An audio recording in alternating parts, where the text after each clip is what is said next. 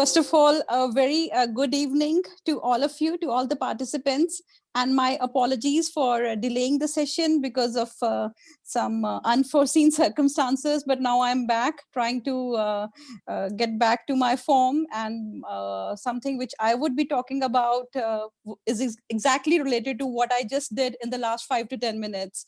So thank you so much for having me here. So today I'm going to talk about the pandemic, and we are all going through it, and everybody has been affected to a lesser or to a greater extent. And this is the first time that humanity has experienced such a collective sense of vulnerability. Vulnerability means that we are all exposed to a lot of risks, and we are equally predisposed to all the harmful influences, whether it is the negative effects on our body, as well as effects on our mind, as well as it has created ripples in our social relationships. So we call it a shadow pandemic.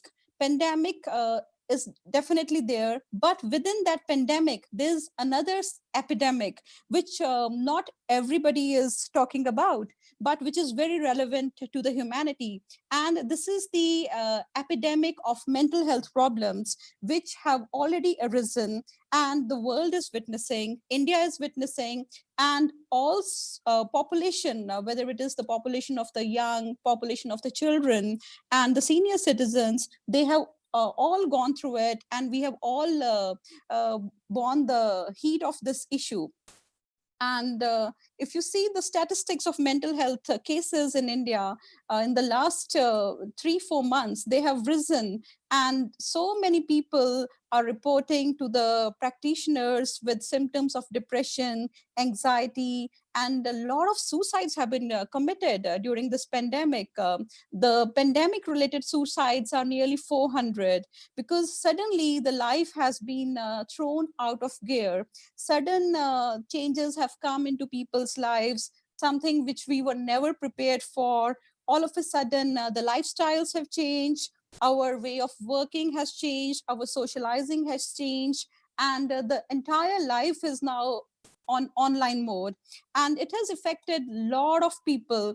But at the same time, although we are going through the problems, we don't have a good social support system. Earlier, whenever humanity faced problems, people experienced crisis, there were definitely natural calamities, there were many disasters, there were warlike situations, but there was somebody with them. There was a very good social support system around us, and that was always providing us a cushion. But now the sad part of this situation is that we have lost that to a large extent, because earlier we would be consoled by a friend who would just come to our place for a cup of tea and hug us, or brighten our day, or take us out somewhere, or we could just wipe the tears of our friends who would be low. But now the sad part is that this is no more. It is not safe to visit our own people, our own relatives, our own parents,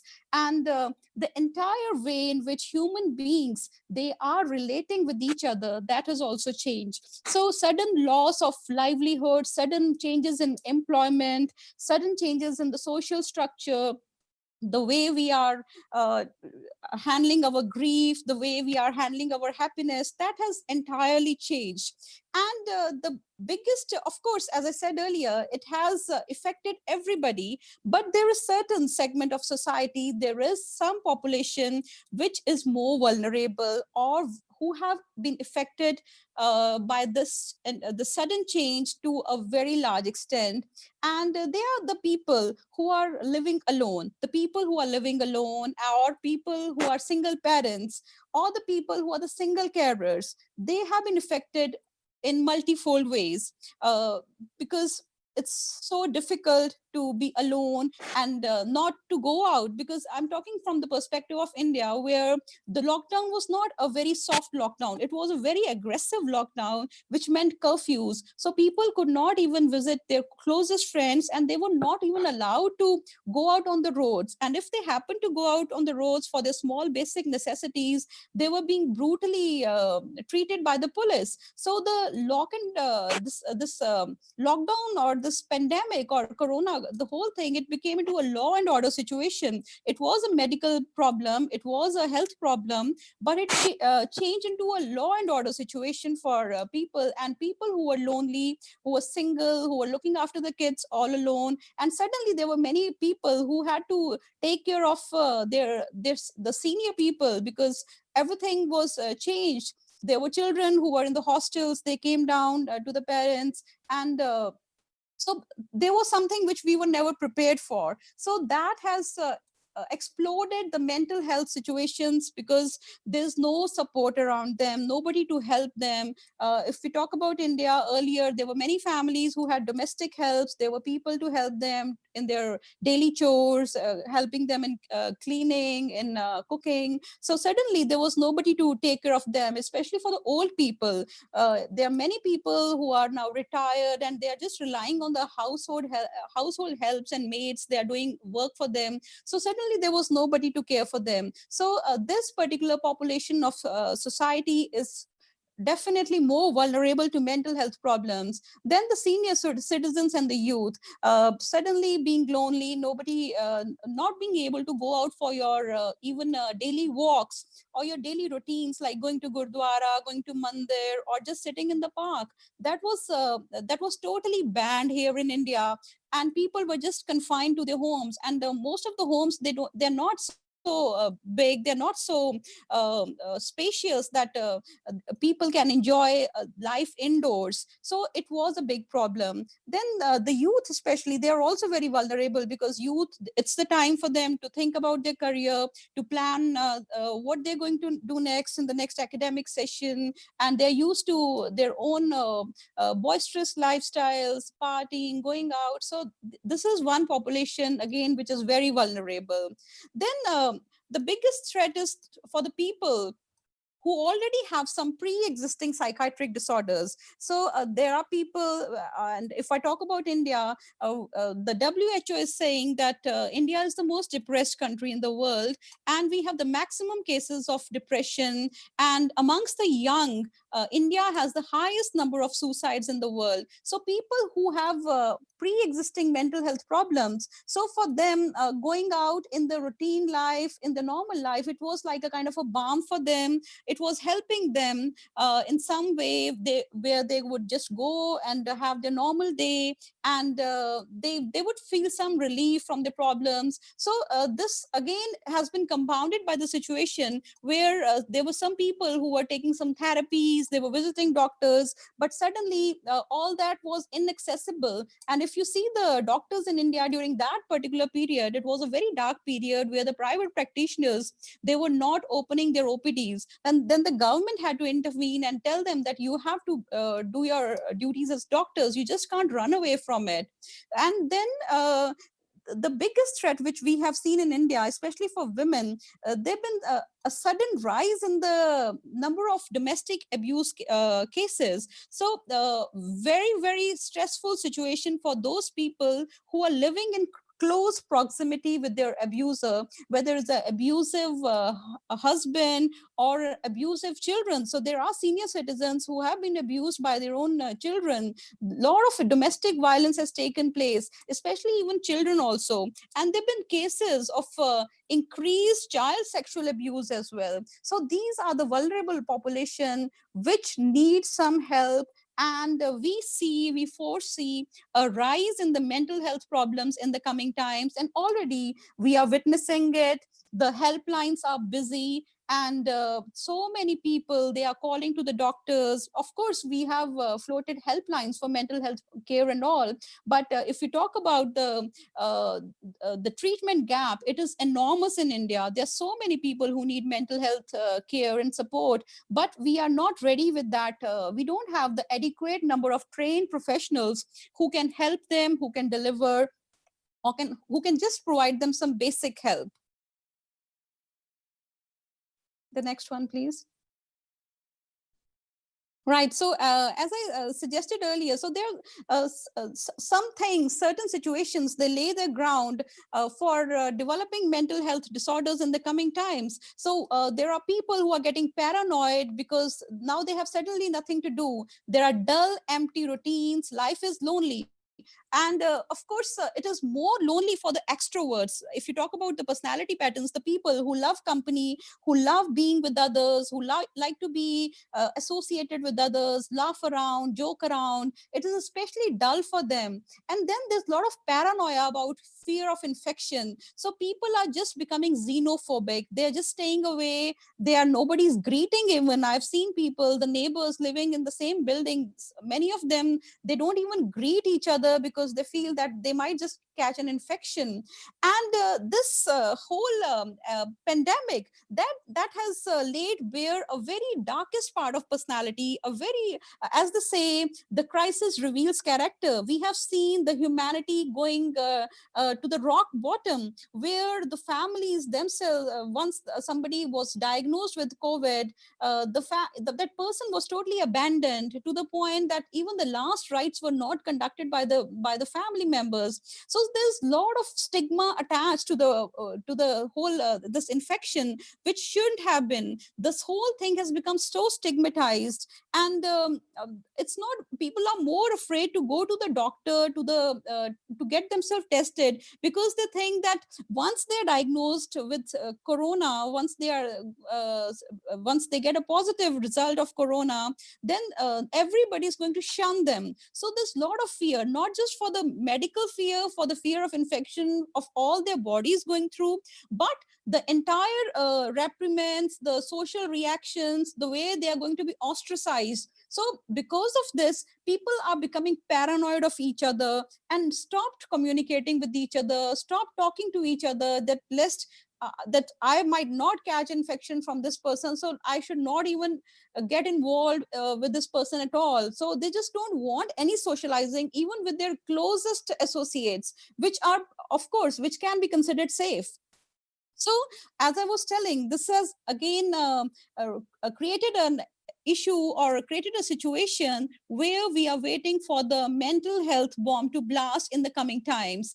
But first of all, let's know what is mental health. How do we define mental health? Because this whole talk is about mental health. So mental health, as WHO sees it, it is not just a mere absence of a disease or a disorder or a disability. Like if I say I don't have depression, so I'm mentally healthy, or if I don't have schizophrenia, I'm mentally healthy. No, it's not that. So they say that there's not just a negative thing attached to it, there is a positive dimension to the mental health. If I have to call myself a mentally healthy person, I not only need to be free from all that diseases, from all those disabilities, but at the same time, I'm going on a journey of wellness and happiness. So if I want to be called a mentally healthy person, I have to be not only free from all those mental health issues and problems, but at the same time, I need to be very flourishing in my state of mind. I need to be a person where I'm socially useful, I'm contributing to my society,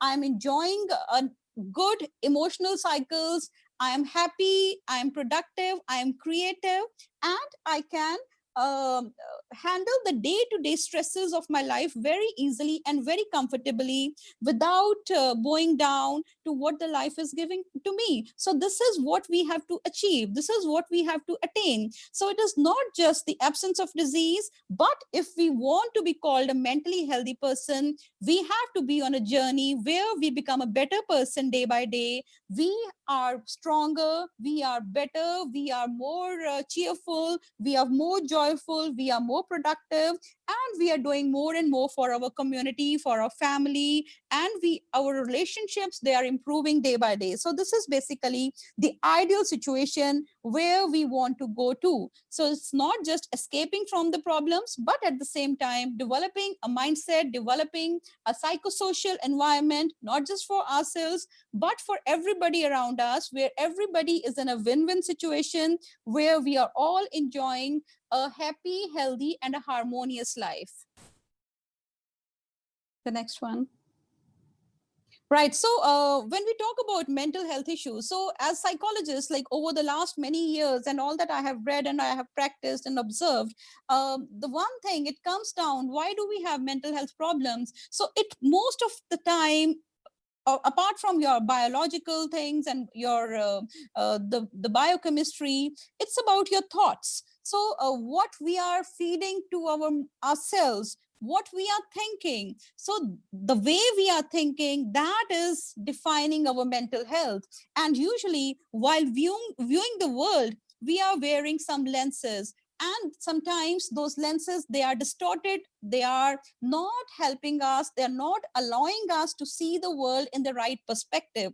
So we call them as cognitive distortions, and which are leading to a lot of anxiety issues, lot of depression, lot of relationship problems. So these are the distorted ways of looking at the things. So it's about convincing our mind. So these irrational thoughts or these negative ways of looking at the situation, they create a lot of inaccuracies in our life, and they create a lot of negativity. So the most important thing while talking about mental health is how we think, the way we look at the situations, whether we are viewing the things at the right, in the right perspective, in the right light, or we are exaggerating things, we are creating problems, or our mind is looking at the negative things. So one really has to think before thinking. So whenever we are thinking, we have to think whether we are thinking right or we are thinking wrong. So I'll just give you some examples of cognitive distortions,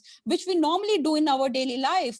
And all of us have done it because that spares us, or that saves us from anxiety, from some hurt, from our own inadequacies. So they're just like defense mechanisms. So one of the most commonly used cognitive distortion is polarized thinking. This is like all or none thinking, or a black and white thinking. For example, one might consider the people in one's life, they are either they're angels or they are like devils. So for this person, there is nothing in gray. So you tend to think in extremes. So either that person is good or that person is bad. So there is no zone, there is no inner space, there is no midway where you can give some liberty to the person. You can allow that person to go wrong somewhere, sometime. So this is a polarized thinking, which is actually creating problems for our own mental health.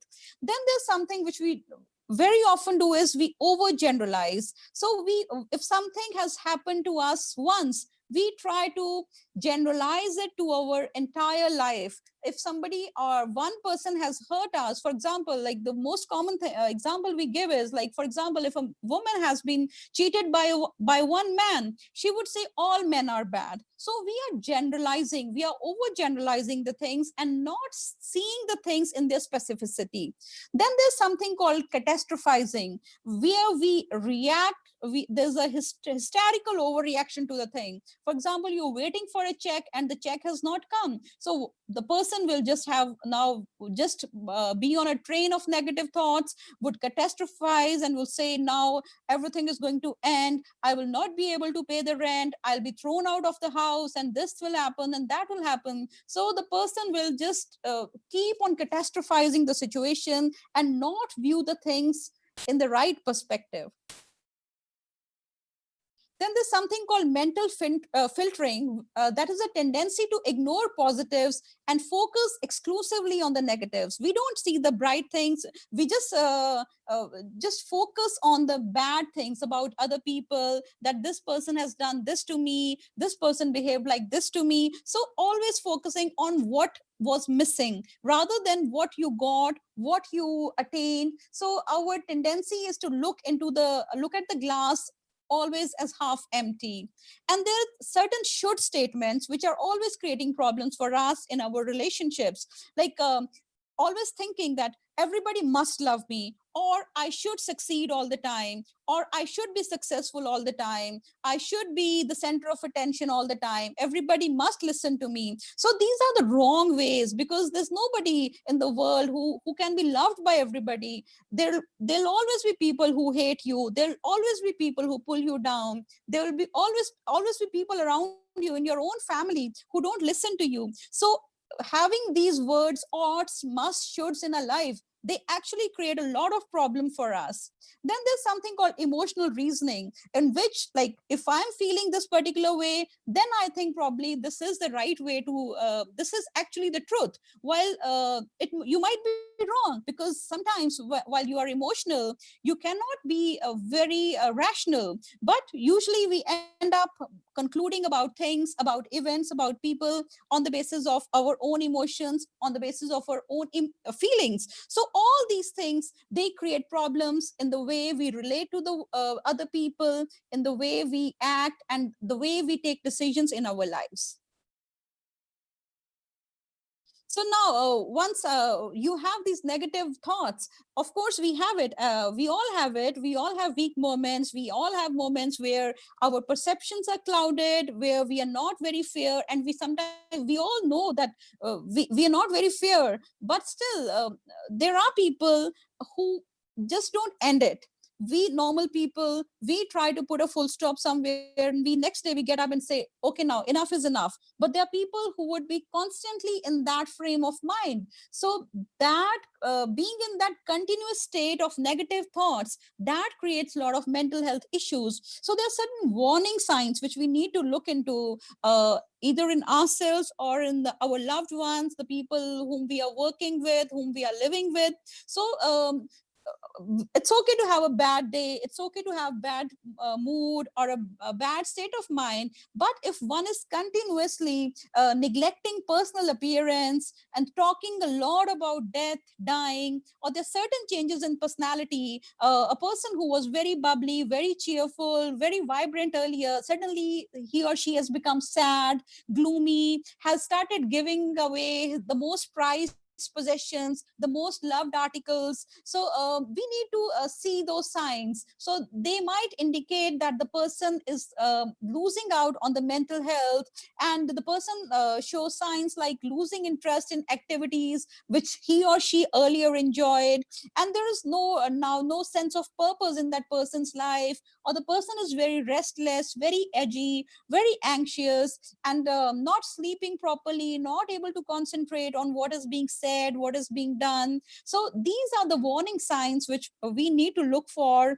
in us, around us. And these can always tell us that, yes, there's something wrong with me. I need to check, I need to talk about it, and I need to probably seek some professional help regarding the situation. So now, all said and done, uh, definitely pandemic has taken a toll on our life, our well-being, our mental health.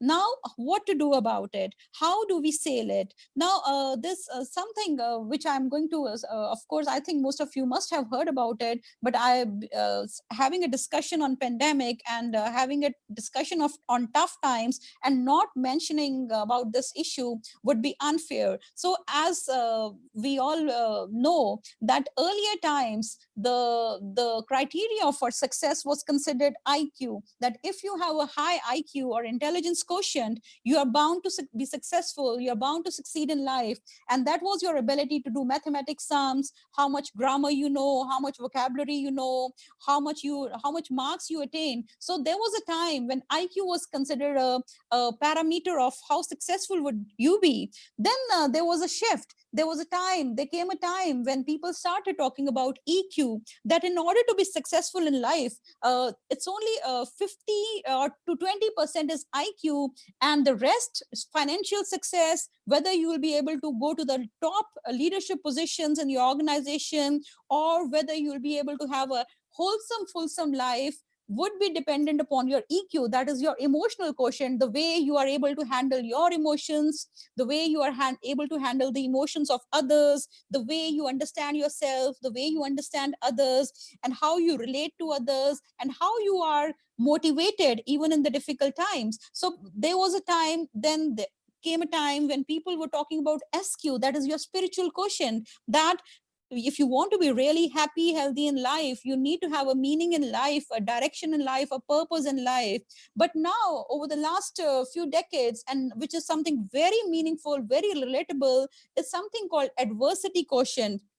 Now all the mental health professionals, all the people who are working in the wellness sector, in the mental health industry, all the life coaches, they have started talking about adversity quotient, a term which was coined in 1997. And this is basically the science of resilience. And what is resilience? Resilience is your hardiness, your capacity to bounce back, how much you are able to get back. Okay, you fall down, fine, but now you have to get up. So how much you are able to do that, that will define your success, that will define your happiness, and your ability to sail through the most difficult times of your life. And especially in times like this, what we need, the magic, or the magic mantra which is required, is having the adversity quotient. So those people will be the survivors, those people will be the heroes who are able to have that wish or that will or that instinct to tide over the adversity. So this will help you sail through the most difficult times, something called the adversity quotient. So challenges, disappointment, sadness, despair, and hopelessness are difficult parts of life, and we all go through it. But each person's happiness, growth, and success depends largely on his or her responses to the difficulties of his or her life. So how do you react? That is the most important thing. And this AQ, adversity quotient, will define you in your life to come.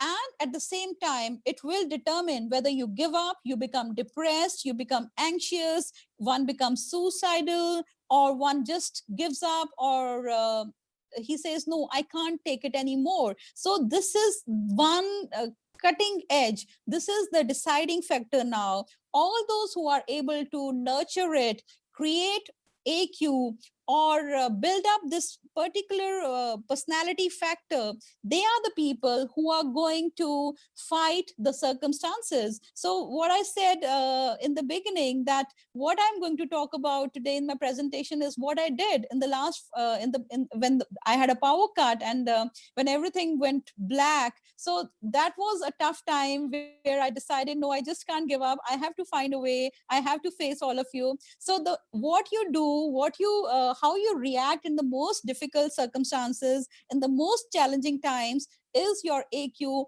Where, and this is something now we have to teach the youngsters, we have to teach the people who are working with us, the next generation, all the people who are working with us, that now this is the time to show up the most bravest front of you and not just give up. So all your success and winning in your personal life, in your professional life, in workplace, in business, is dependent upon how you fight this situation courageously. You pick up the threads of the life wherever they are, get back, and just face the world with the bravest face.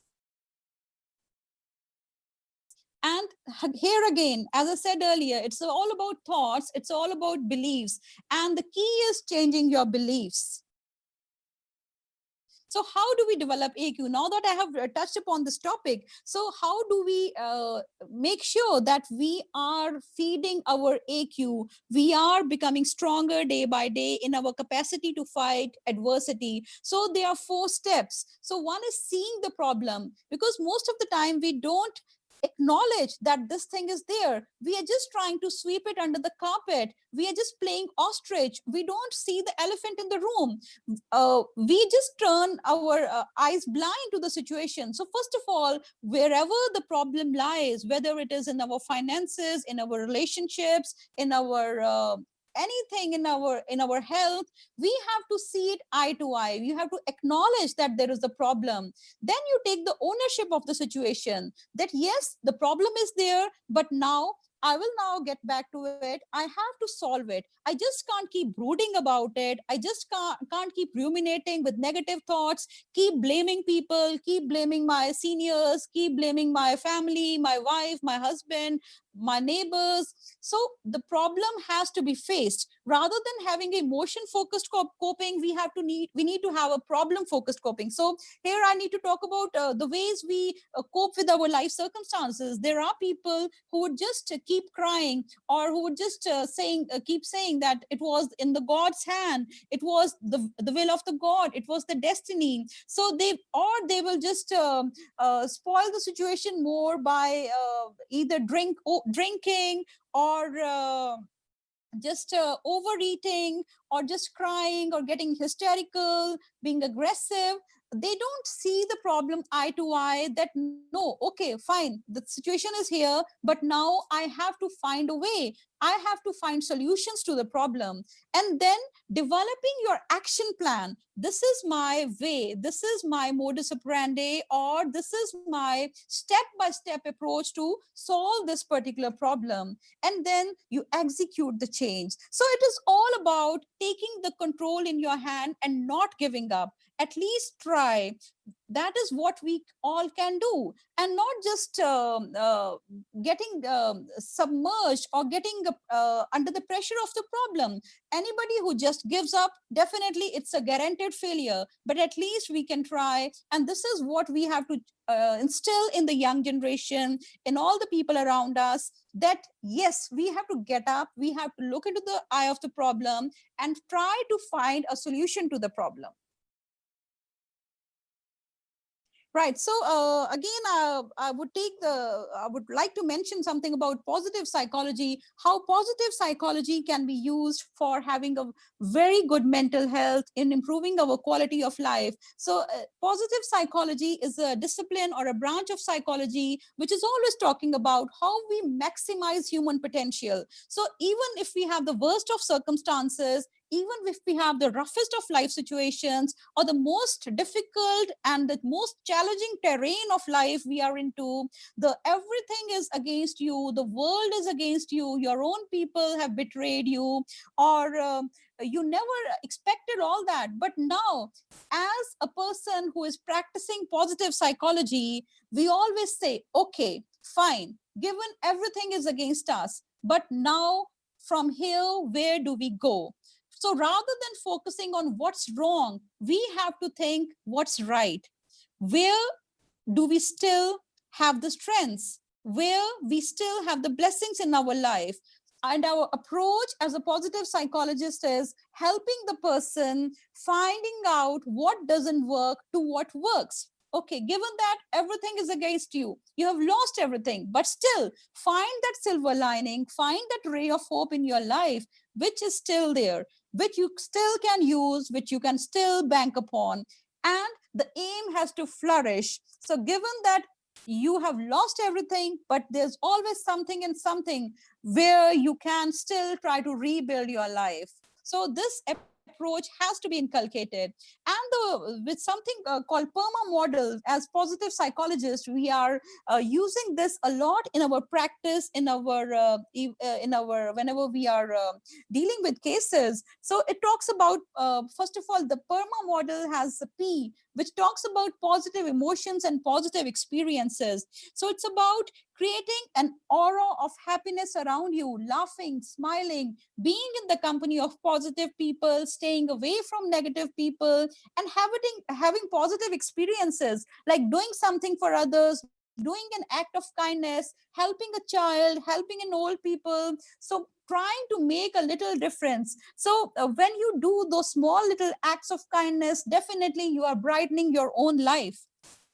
Then the E is about the engagements. It's finding some hobbies, finding some skills, finding something which really absorbs you. While doing so, you feel that your skills and the demands of that particular job, they are matching, and you're not either overwhelmed by it, or it is not boring for you, but your abilities match the requirements of that particular job and you are fully engaged doing so. When you are enjoying your work, you are so much engrossed in it that there's a state of flow. And while you are in a state of flow, you lose track of the time, you forget about eating, you forget about everything.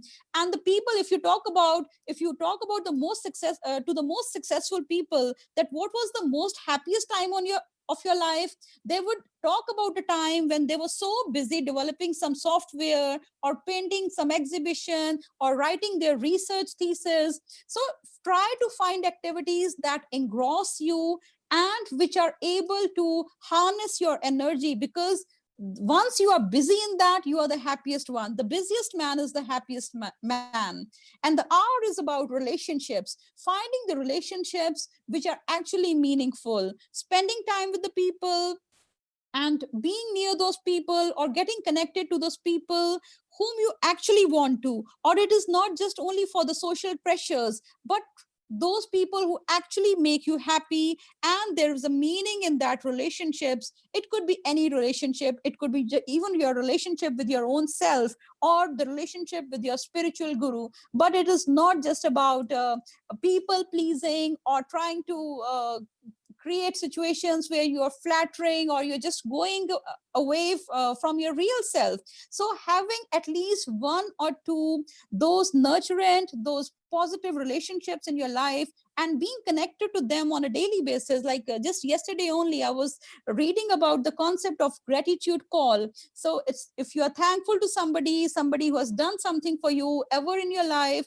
either you pay a gratitude visit to a person, or if you cannot go to that person, just pick up your phone and just say that this is a gratitude call to you. I just called to say thank you for all that you have done. And definitely it works so nicely for you. You can just try it, pick up a phone and call anybody, your parent, your friend, anybody who has done something for you, and tell the person what all he or she means to you. And you just notice your mood afterwards. You will feel so happy and you will brighten up the day of the other person as well. And the M is the meaning, the finding a meaning in what you are doing. There are certain things definitely we are doing for others, for our livelihood, just to keep the social fabric moving, and just to keep everything in place, not disturbing the apple cart. But there are certain things which we have to do, which nurture our soul. It could be your sport, it could be your leisure activity, it could be anything, it could be your spiritual connections. So finding a meaning in what you're doing and doing the things which are meaningful, and then the sense of accomplishments, achievements. So a person who does not have goals is definitely a very unhappy person. So when you get up in the morning, try to have goals for yourself. Small goals like, okay, I will clean this part of the house today, or I will wash my car today. Even if you don't go out, there's so many things in the house. Or you can have some relationship goals, that I will call my mother today, or I will call my father today, or I will write letters to somebody today. So have some goals, but have the goals which are achievable, which are realistic, and you just within your purview, and this is within your talents and your whatever you can afford to do. So having very realistic goals, and in the end, it really gives you a nice good feeling when you see that there are certain things which you wanted to do in the morning and now you are able to do it. So that actually, these are small little things, small little formula of adding happiness, of adding wellness to your everyday life. Next, please. Right. So we have certain few toolkits, which we call the positive psychology toolkits. As I said, gratitude, which I've discussed earlier. So there's always something which you are thankful for. And it doesn't have to be some very, very big things. When you open the tap and there's water in it, you have to be thankful. There's something which comes from you within. So the feeling of being blessed and having that spirit, or having that frame of mind where you're not cribbing, where you're not complaining, where you're not finding faults, that really increases your well-being, that brightens up your day, and that uplifts your spirits as well. Then there's something called forgiveness. So forgiveness is not forgiving others, just forgiving others. It's about forgiving your own self as well, because most of the time we are too harsh on ourselves. We are hypercritical. We, as I said, we are always running in that game of oughts, musts, and shoulds. There are times when we cannot be all the time a good son or a good daughter or a good husband or a good wife. So you have to really relax about it and not be so panicky, or not let it weigh too heavily on your soul. So forgive others, forgive yourself, try to see or try to live in the shades of gray also. Then quieten your mind. It's, and all the time our mind is just overactive. We are thinking about so many things constantly. Our mind is debating, it's arguing, it is either building castles in the air, it's either living in the past, it is living in the future. We are not enjoying the present moment. And once we learn to live in the present moment, that is of a state of salvation. The present moment is the most beautiful moment of life, where if you are present physically, mentally, emotionally, if you are there in the present moment, life becomes very enjoyable, very meaningful, and you savor the moment. But if you are always in the future, you will be restless, you will be worried, you will be thinking negatively. So, and all this Zen, all this Buddhist meditation techniques, they're stressing upon the mindfulness, that we have to be mindful of the present moment. And wherever we are physically, if my body is here, mentally, spiritually, emotionally, I have to be here. If I am not here, then it is like punishing my own self. I am split into so many worlds, and that ultimately creates problems for our well-being. Then there's something called acceptance. So one thing is, either we can change the things, but second time, if we are trying, third time we are trying, we cannot change, then you have to accept it. You have to accept the way the things are. And you can then, if you can't change the things in the real sense, then what you can do is you can change the boundaries, your thoughts, your expectations. But definitely, either we have to accept it or we have to change it, but not brood about it, not constantly worry about it, or keep blaming others or fighting with others for those things. Next, please. So this is something which I always want to talk, because I've been getting so many phone calls about the situations arising out of pandemic. People have been locked down, and many women, they would call up and talk about the bad family environment. And there have been cases where there have been conflict between the kids and the parents. So which something which I just try to observe in, once I was giving them some tips about how to maintain a cordial and a loving and a happy environment in the family. So this issue of family leadership, now this is something which I really want to talk here, and especially for the people who are the leaders in the family.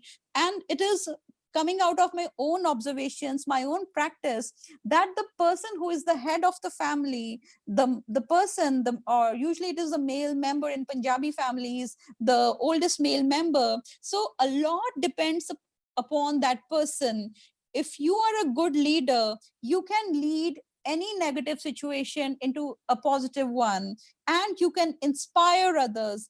Whatever mood you want to create in the family, whatever spirits you want to create in the family, you can create. So we have observed it. If the head of the family, he wakes up very cheerful, very bright, very optimistic, then these emotions, they spread faster than COVID.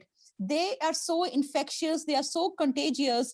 The family's entire environment becomes very positive. So being the head of the family, or even if you are a woman who is leading the family, there's something very important for you, that you have to lead the family towards wellness, it is your prime responsibility. Of course, I don't say that the other members are not having any responsibility in it, but being the head of the family, we have a lot in our hands. We have to navigate it, and we can take our family anywhere. And as a team, when we are working together as a team, if you can infuse that positivity in the people around you, and not just crib or not just complain, they will start getting associated with you. And as they say, when I is replaced by we, the illness becomes wellness. But at the same time, I don't know how relevant it is to the women in UK, but here in India, there are women who need the me time. They want to be left alone for some time. They want to get engaged in their hobbies. They want to spend time with their friends, but usually the family situations don't permit them any me time. The moment the kids see the mother sitting idle, they'll just say, I'm hungry, or give me food, or give me something. So for a woman, there is no escape. So I always advocate that women, they need some time for themselves, for nurturing their own souls, for nurturing their own talents, their own abilities. So as the heads of the family, we have to ensure we give them the right space and the right environment in which they can just refuel themselves and recharge their batteries. Because sleeping is okay. When you sleep, you can rest your body, but something which you actually need as a stress resistance currency is something when you nurture your soul. So being engaged in activities that really make you happy, whether it is listening to music, drawing, painting, or just going out with your friends for a cup of coffee, these are the things that energize you. And the heads of the family, they should ensure that the dependents in the family, they are getting their right food for the soul. So there's something about cognitive behavior therapy, where as a therapist, they are charging so much for CBT, and people have to take appointments visiting a psychotherapist or a counselor. So what is the CBT? Most of you must have heard about it, and this is something which you can do yourself. You don't need a psychotherapist always for this. For small little issues of life, for small little hurdles, or developmental, when you are stuck somewhere, not able to make decisions, or not finding a way out. So this is something you can use on your own self. So what is CBT? It is the way we think and act affects the way we feel. So we have to be mindful of what we are thinking and how we are acting, because that is going to make or predict the way for the way we are feeling. So if we want to feel good, we have to think good and we have to act good. So we have to watch our thoughts and watch our actions, because they will predict our feelings. And then you have to recognize between the productive and the unproductive thoughts. What you are doing is, every time you are thinking about something, you have to think, is it helpful? Is it adding to my happiness? Is it solving the problem? Is it leading to somewhere? Or even about your actions. Most of the time, especially the youngsters, you have to keep on checking them what they're doing. They're usually in the non-productive zones. So you have to train the kids. You have to keep on checking them till they're on the auto mode, to keep questioning about their actions. What they're doing is whether productive or it is unproductive. So always encourage them to switch from the non-productive zone to the productive zone, whether it is about your cognitions or it is about your behavior. Then there's certain faulty things, like which I've already covered, like blaming others and just crying and giving up on the situation. So this is something which we cannot afford to do. Why? Because we want a good mental health, and there is no health without mental health. So we have to live, we have to be away from the disease, but at the same time, as I said earlier, we have to go, or we have to embark on a journey of wellness, of having high spirits, better coping, and more cheerfulness, being brighter person and being a healthier person day by day. And because of course we have times when the things will not be easy, when things will weigh very heavily on us, on our minds, everything will try to bow us down. But then at that time we have to think that we are not alone here.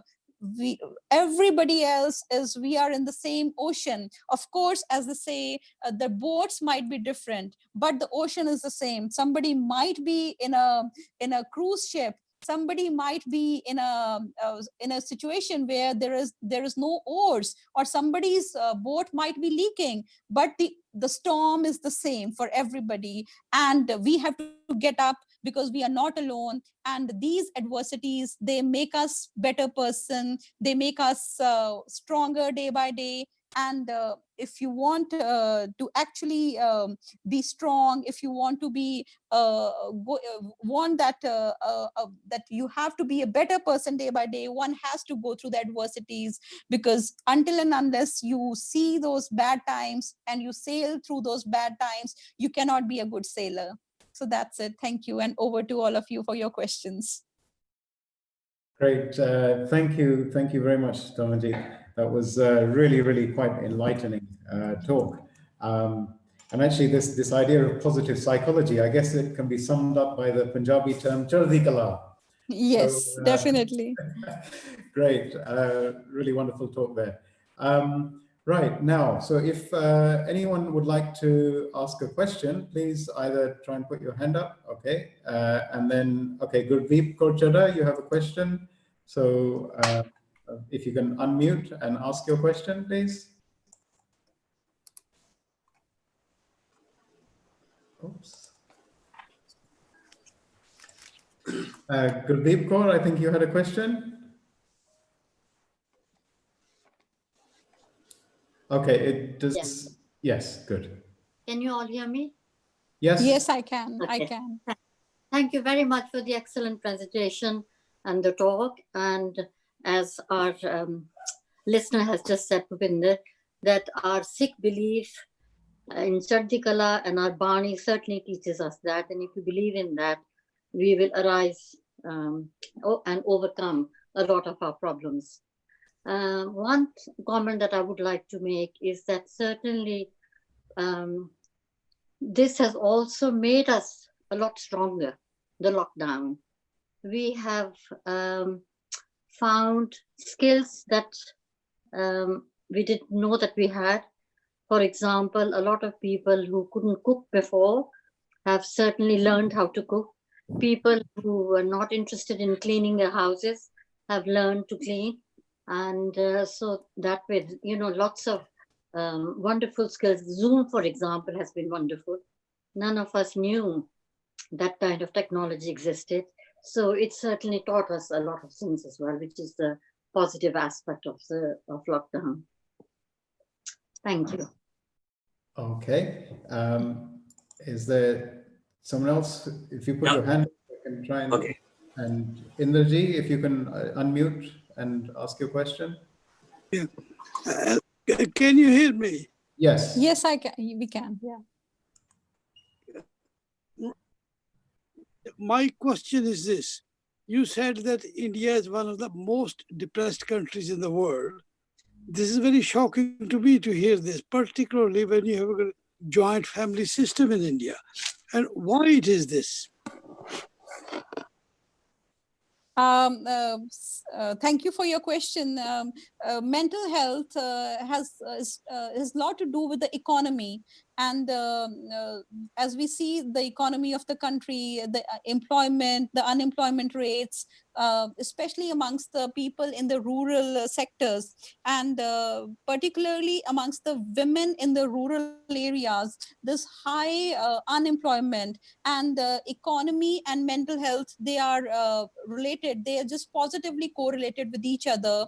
And the second thing is that there is a big treatment gap. As I said earlier, we don't have enough trained manpower. There's stigma to seek mental health help.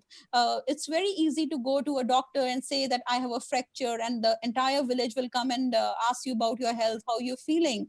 But if you say that I'm seeking help for schizophrenia, schizophrenia, or somebody in my family has schizophrenia, that person will be blacklisted forever, and nobody would be ready to marry his or her daughter or his or her son into that family. So there is stigma attached to it. There is lack of trained people. There are around just 8 to 9,000 psychiatrists all over India, and most of them, they just the doctors who are produced here, they just go to USA or they go to UK. They start practicing because of money. And if you talk about the psychologists, the counselors, and all the mental health professionals, the allied professionals, they're just 60,000, not more than 60,000 in India. So stigma is there, lack of trained manpower is there. People don't identify, people don't know that it's a mental health problem. All the people who go to a doctor, they would never, when they are depressed, they will not say that I am depressed. They don't know. Nobody knows what it is. They would just somatize the problem. They will say that I cannot, I'm not feeling hungry, or I'm not able to sleep. Nobody knows it because there's lack of awareness about it. And then there are people who are misusing the situation. The tantrics, the babas, and all these faith healers, they are exploiting the situation. So a number of issues related to that. And if you see the joint families, as you rightly said, of course, the joint families are not the typical happy and lovable families. In every joint family, you would see problems between the mother-in-law and the daughter-in-law, the problems related to how the money is going to be spent, and because everybody is not contributing equally. So it is more related to economy, and usually it's about then there's a generation gap, the sudden change in the lifestyles, in the way the young generation is now adapting to technology. So these kind of issues, they are creating a lot of problems between the young generation and the old generation. So because of all these things, then there are property disputes. Every family has certain property disputes going on because there was not a clear cut way in which the inheritance was there. So suddenly when the children grow up, they realize that now they have to divide the property. A lot of property related issues are there. Then with the females right to property, in a lot many families, the problems have arisen because when women claim property. So because of all these things, and then women who are working, there's a problem for them. They men folk usually don't share their workload. They are expected to work outside, and at the same time it is their entire duty to work at home, cook the meals, clean the house, and teach the children everything. So all these things then, and amongst the young people, there are two main reasons for depression and for suicide. One is their career, and second is their romance. So in India, young people are dying for these two reasons. When they don't see getting themselves admitted in IITs or in engineering colleges, or they cannot they cannot afford education outside India. So all that is leading to a lot of depression. And then because the issue of dating has come up in India, but all parents, they are not allowing it. And usually there's an issue of when they talk about getting married to somebody who's from a different religion, different caste. So all these things, they're also adding up to the agony of the young people. Do you think government is doing anything to tackle it? Although you may be knowing, just government has framed that Mental Health Act of 2017, but it's just a paper tiger. It's an over-ambitious project. And actually, if you have to bring it in force, and if you have to implement it, you would need lots and lots of money, amounting to 94,000 crores per year. But the actual money being spent on India's mental health budget is just 0.05% of the health budget, which is actually very low.